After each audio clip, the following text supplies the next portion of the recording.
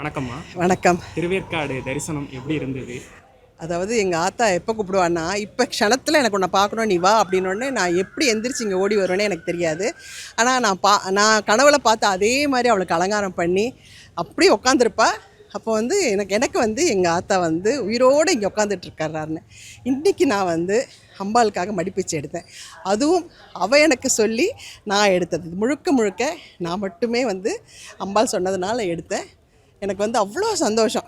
அதாவது இந்த திருப்பணியில் நானும் ஒரு சின்னதாக அணில் மாதிரி பார்ட்டிசிபேட் பண்ணியிருக்கேன்றது அவ்வளோ சந்தோஷம். அம்பாள் வந்து இன்றைக்கி எனக்கு வந்து ஒருத்தவங்க கூழ் கொடுத்தாங்க. அம்பாள் இருக்கான்றதுக்கு வந்து அதில் வந்து என்னென்னா ஒரு பெரிய வேப்பிலை வந்துச்சு.